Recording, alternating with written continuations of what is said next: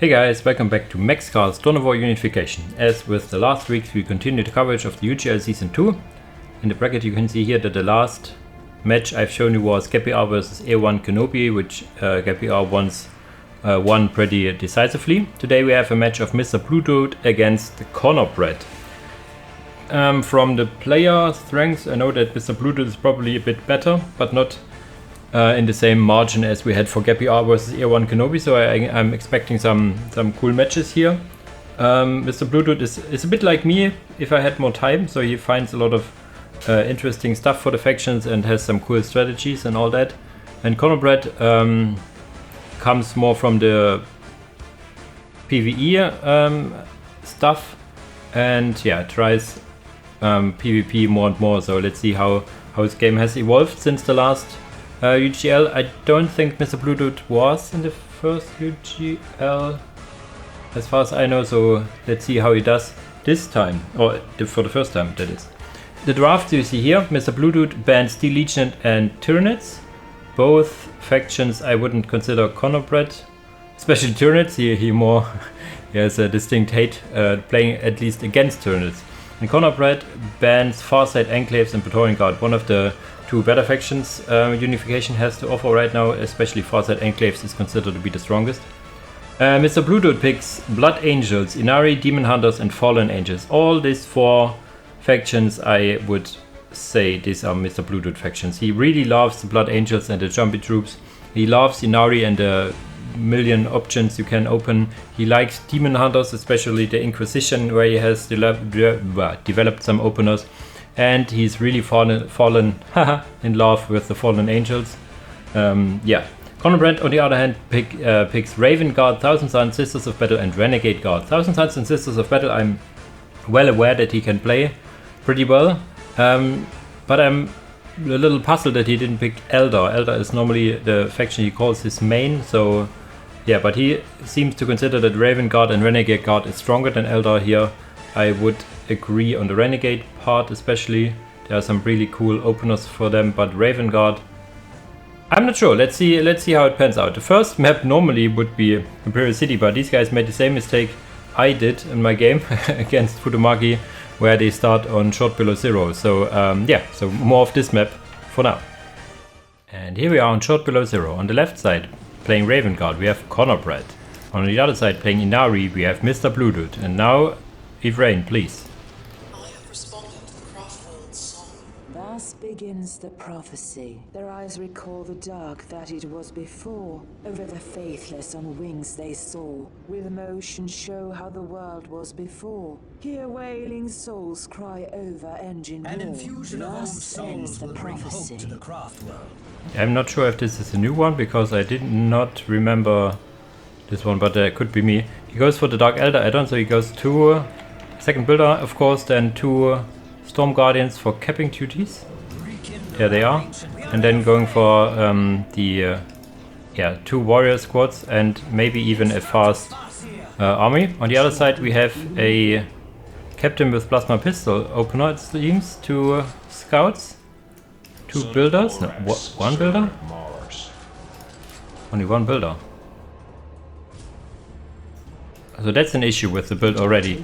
You do not have enough building capabilities for all what you do. If you go for Assault Marines or anything like that, you want to have two builders and you need out ATs behind 1, 2, soon to be 3 listening posts build up. Now he gets a Dark Fury, so there goes all his resources. So brother captain probably with plasma pistol. Or wait a second. He has plasma pistol already researched? Question mark. Not sure where his power went otherwise. No, not sure. Maybe I haven't checked. There's like also the research for the infiltration, but this requires an army, so he could not get it now. So yeah, let's see where the Dark Fury. And there you have the problem. You have a lot of requisition, but not built the points yet. And putting this guy over here is bad. You need to build this one. Yes, he just does that now. So very aggressive opener from MrBlueDude. Yeah, as you want to be with the Warriors. Warriors will kill these scouts here, but yeah, they're now Dark Fury and the Captain. Not sure that you need both. Yeah, he splits them now off. The Captain goes to one, the Dark Fury to the other. Very nice, very nice. You do not need to follow with more than one squad. And going for the full cap is MrBlueDude over here. Storm Guardians now here. A third warrior squad. Now, you do not want to get more than this. I'm not sure you have the pop cap anyways. Getting a second Dark Fury Assault squad. So not digging this opener too much. You have too less of an economy to sustain all of this. Especially that you have now got a decap. And yeah, one minor detail, if you look at the Crone Sword locations, these are now more or less here, and one could spawn also over here. So they are now not randomly in the middle of nowhere or in the enemy base or in your base. They have now fixed spawn locations. There are 6 spawn locations, 5 of which are chosen from and one there's for the Fallen Angels this hidden relic, which will be then in the 6th position. So the idea is that you can actually get these Crone Sword locations if you have some map control now. But they are not inaccessible, they are accessible at all times now. Some minor engagements over here, reinforcing them quite a lot actually. They start with 3, right? So, and there's an upgrade listening post and 2 reinforced dark warriors now. The question is, what does he go for otherwise? Nothing yet, only building and upgrading his points. Even build a listing post over here, of course he can. Now getting Bionics, the first generator here.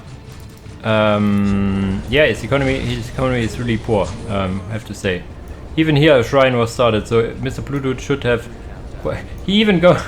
Okay, he has 6 points and he has only 2 points. This is one of the maps where you can have this control area victory actually enabled. Let's quickly have a look at the economy. Yeah, 92 and 10 against 44 and 15. 15 because the generators for the Raven Guard provide plus 15. Now the listening post here will be killed, but yeah, in the meantime this captain will be kited all day long and will probably die. Because he's also in negative cover now. Okay, now the Dark Fury Assault squads. You need to have you have 3 melee squads against 3 ranged squads. Get them in red stance and right click them on each of the squads, and then you can make something else in the meantime, because they will just follow like to the end of day. Yeah, now it tries to kill this. Oh, this is a little cornered here, this squad. The Inari will get some bonuses if there are dead Inari in the vicinity for quite some time. One of them is a bit of movement speed. These buffs scale with tearing up. There are even some Storm Guardians over there getting into melee against this point. Will they win against this Tech Marine, however? Doing pretty good morale damage. A little, how should I say? Not confused. Whatever. On the other side we have... Whoa, there was some blood shed over here. And now in the water.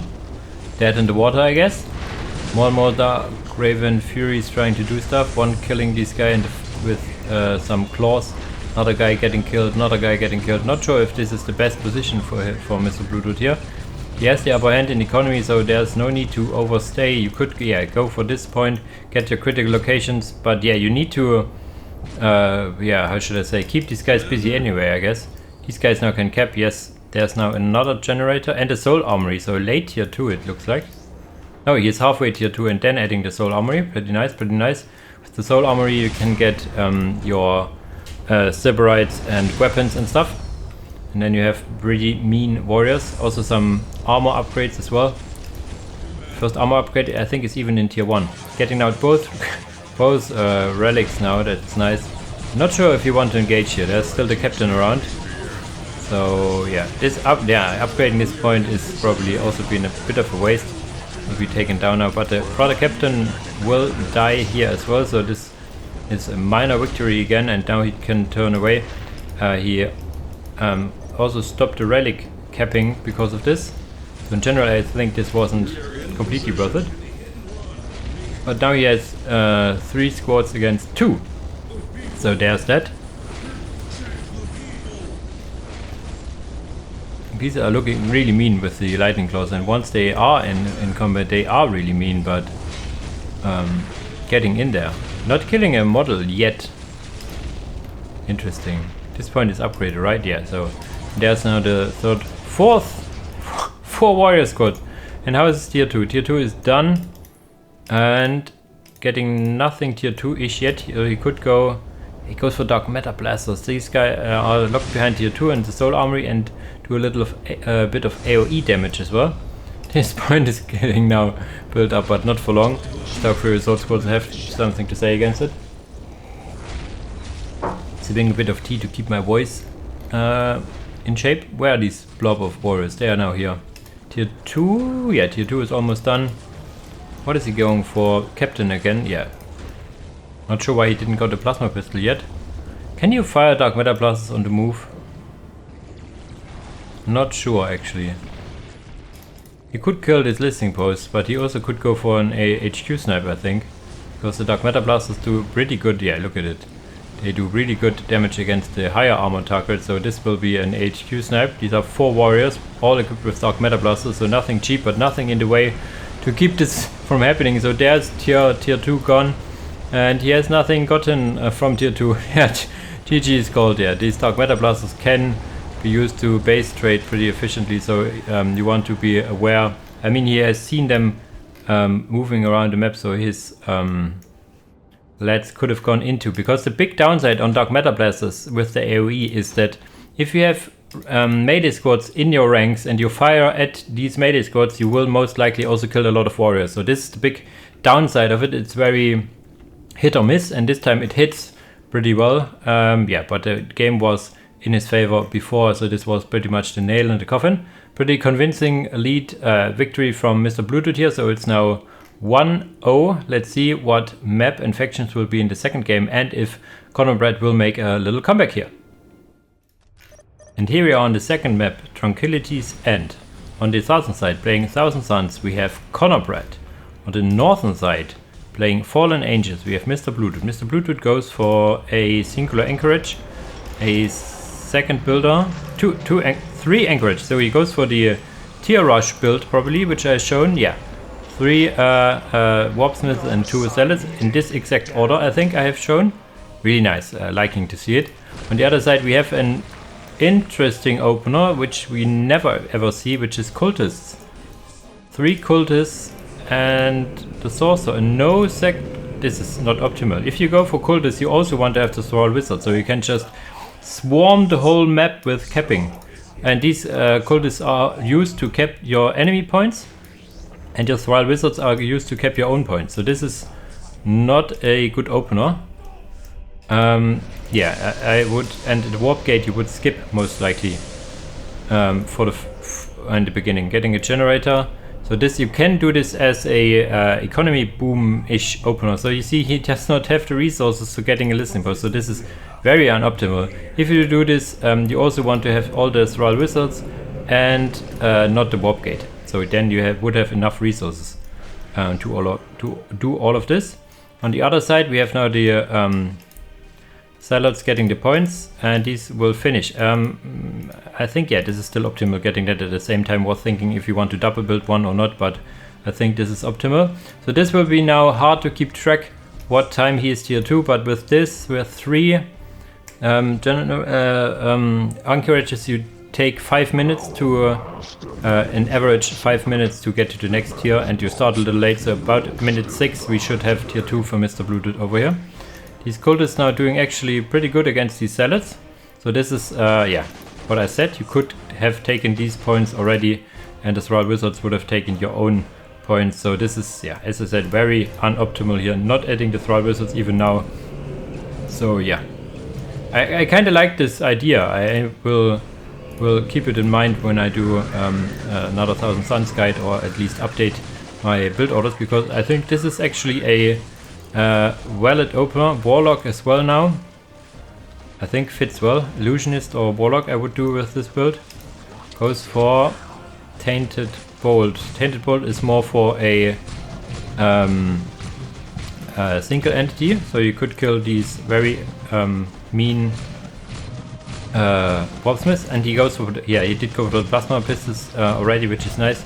So with the first anchorage you have, you will have to click as fast as possible on the plasma pistol button so that it gets the plasma pistol before you get the power through knowledge thing. And the tainted bolt would have been useful to kill this warpsmith over here. Every warpsmith down will delay your opponent pretty much.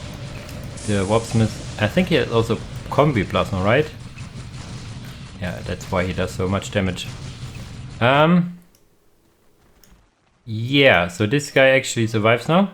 And yeah, this is just buying time, because he has a really bad start with only 2 squads and some builders.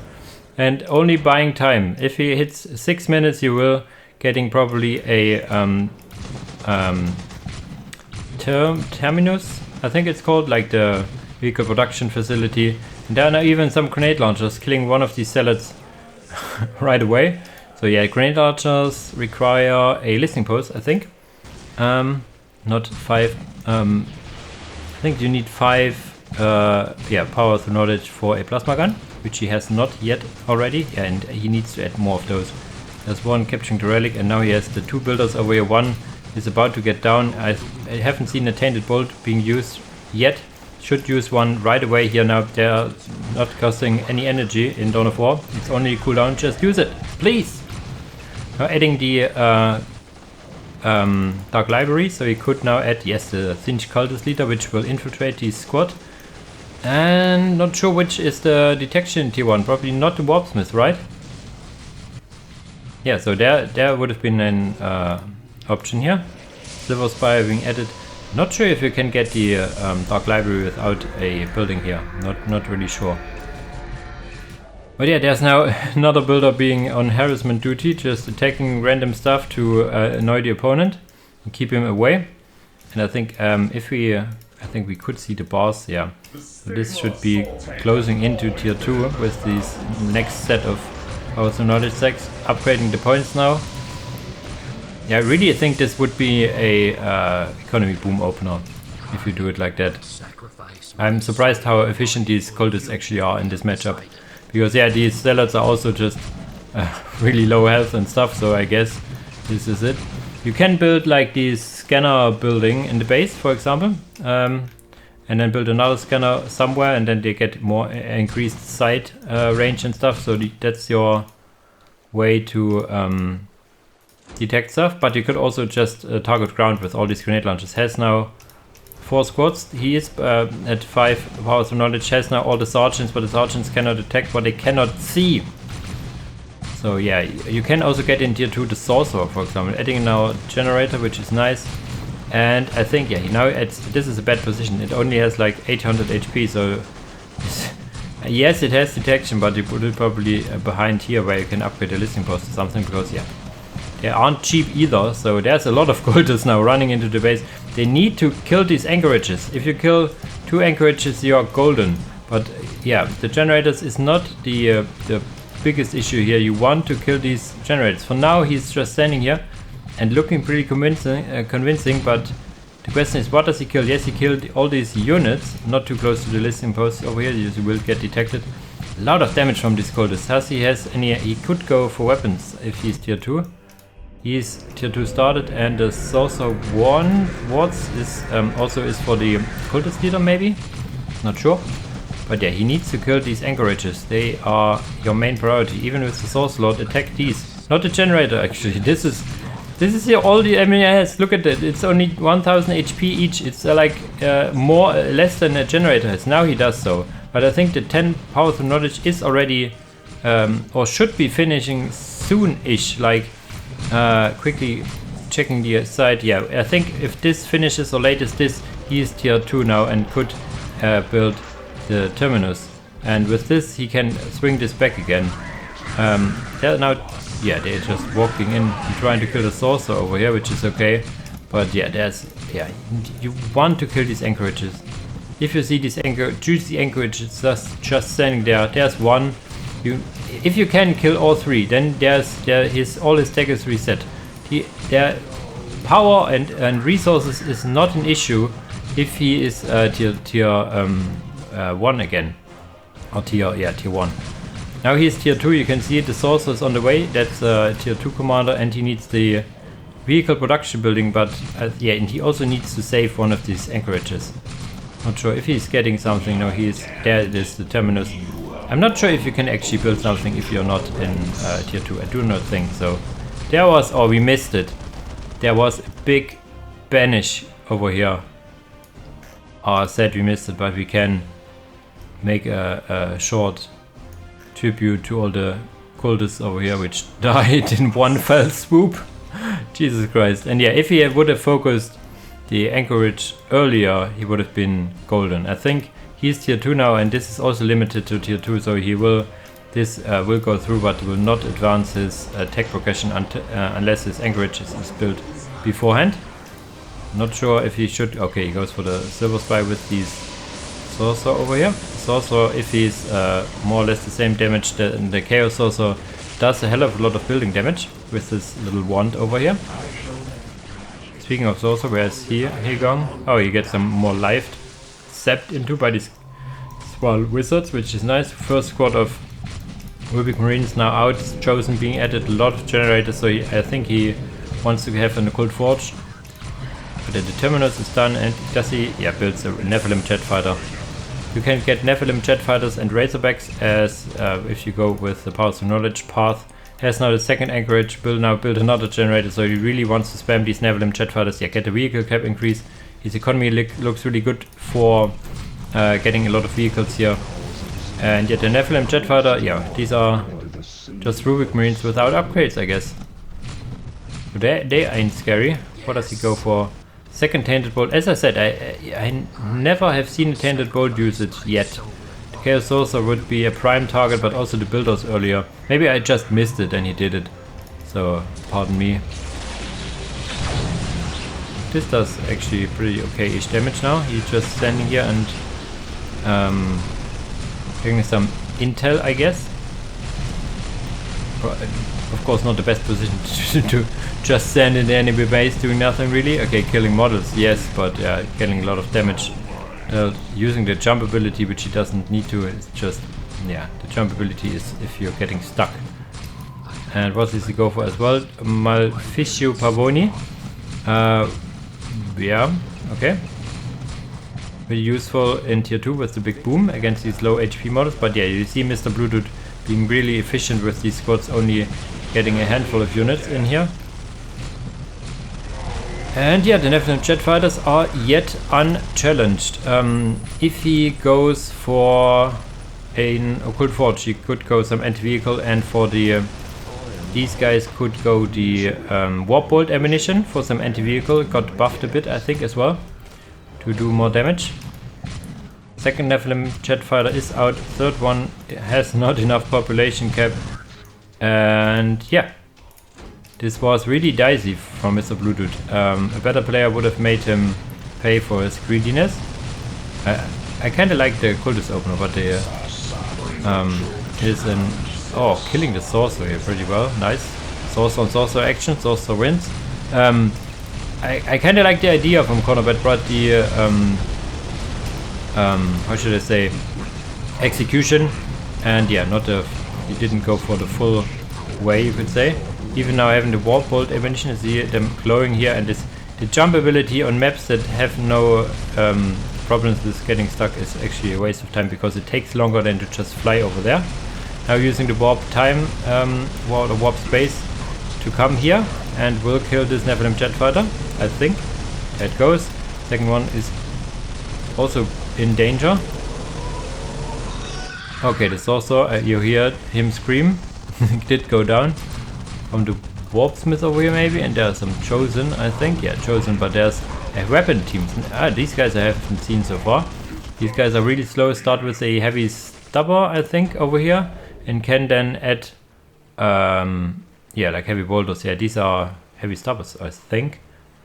Doesn't tell you. Upgrade, okay. You can get like autocannons and stuff. He can now get mortars, last cannons, and heavy bolters. I think the mortars are also fine because it's a movable squad, not a like the heavy weapon teams from Imperial Guard, where you have the issue that the mortar cannot auto-fire really because it is a stationary piece. Yeah, Dawn of War has its special things. These are 2 squads. Okay, I was thinking it was 2 squads of Rubik Marines. Adding the Practicus Coven over here. These guys are also pretty mean in melee, especially against these low HP guys. Especially against all this infantry weaponry, because they count as vehicles, light vehicles. Yeah, there goes that. Really topsy-turvy now, getting attacks from all sides. There's still the Nephilim jet fighter flying in from the side zone. I cannot really tell who is in favor over here. The anchorage is getting rebuilt. Was like tier 2 minute 6, and then he had 2, which means 7 minutes. 6 plus 7 is 13. So he closes into tier 3, I think. Veteran Sergeant getting absolutely minced over here. But there's a Razorback now. Razorback can kite his chosen every day of the week. And I think, yeah, he should be closing into tier 3. We either see it in the vehicles or adding the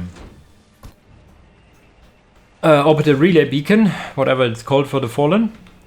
Where we could see then obliterators and mutilators if you go for this path. I think, yeah, he should close into tier 2 soonish. Could be checking at least when these go through. So in a minute later see his tier 3. Oh, sniping in the warp gate. That hurts. Yeah, there's the first Hellblade on the way now. Hellblade would be an answer, I think, to this Nephilim jet fighter. Not sure if it's an answer to this Razorback. Can he get multi-melters? Okay, in tier 2 it can, and tier 3. We can quickly check the Razorback if he's tier 2 or not. Tier 3. Hey, there's something we can do. Terminus now getting attacked over here, so that we will not see any more vehicles. But yeah, as he is getting tier 2 soonish, this should also make the deal. Really looking. Give me his side. So I think once these two are gone through, he should be tier 2. There's now the Hellblade. Yeah, you see, it clearly wins the skies against the Nephilim jet fighter. The Nephilim jet fighter does really good damage against vehicles and buildings. It seems, again, using the jump, doing some weird stuff. And yeah, tier 2, tier 3 should be short done. And there's now, yeah, look, if he's firing back, does really good damage with these rockets. But he can outrange it, I think. But yeah, there's an idea of a base trade, but you're not gonna win this. Okay, he's not tier 2 yet. Maybe tier 3. Maybe this one would do the trick then. But yeah, for now we just keep eyes on this base trade over here, which is clearly in favor. There's even some less cannons now being added by those guys. Not tier 3 yet, and if one of these anchorages get killed, he just finished it. There we go, tier 3. With this last tick over here, he is now tier 3, but if he loses an anchorage, he's back in... no, he would still be tier 3. Terminus reconstructed, adding the containment and also the orbital elevator, so a lot of buildings being added. Look at the resources, he can build basically the world and more. He can probably get both of these obliterators now, I think. Or the there's also a hero locked behind it, I think. Practicus Coven. So this is a base trade scenario, but he will not win a base trade against this force over here. Has all his buildings, but the Crucible of Sorcery now left. There you go, getting mutilators now. Getting another Nephilim jet fighter, but yeah, if this Crucible falls here, he will then lose the game, because there he has no more buildings to build stuff. So this is it. He could even add the multi-melter on these guys now. Has plasma guns on these Fallen as well. So yeah, GG is called, HU goes down, and annihilation victory should be achieved. There you go. Yeah, pretty dicey game, I have to say. If ConnorBread would have followed through fast here, killed this anchorage, he would have lost all his 9 to 10 stacks of powerful knowledge, getting him back to the Stone Age basically, and yeah, then he could build salads and more salads and some salads, and that would be it. Whereas he would have been on the way to tier 2 and yeah, could have won the game with that. So the biggest problem was that he had all the men down of the opponent basically, and they couldn't see him, so he could have just followed through on these anchorages. He did so, but too late. The sorcerer was on the way already, so then he used a big smite over here where it killed all his cultists, and then yeah, it was going south from there. The Terminus over here got to build 2 Nephilim jet fighters, which are very golden here. And yeah, so this is a 2-0 for MrBlueDude. So he will advance to the round of 8, where he will meet Gap PR, so no small feat there to get a victory from him. And ConnorBread will drop down to the losers bracket. The next game we will see is Old C Klempe versus Kubini, which is a match I'm really looking forward to, because those guys are more or less in the same skill league, I would say. So this should be some close games over there. But for now, as usual guys, thanks for watching and see you in the next video. Bye bye!